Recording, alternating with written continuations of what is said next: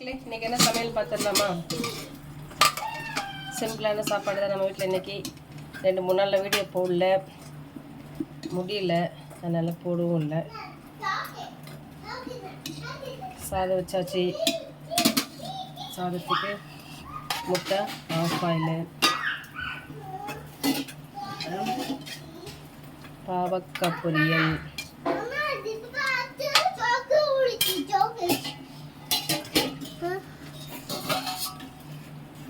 காலையில் சப்பாத்தி சென்னா எல்லாம் பண்ணி சாப்பிட்டாச்சு.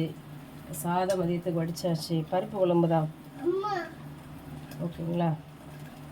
பருப்பு குழம்பு வச்சுட்டு பாவக்காய் ஆஃப் ஆயில், அப்புறம் எனக்கு பிடிச்ச மோர் மிளகா, என் பேர் எனக்கு பிடிச்ச அப்பளம்.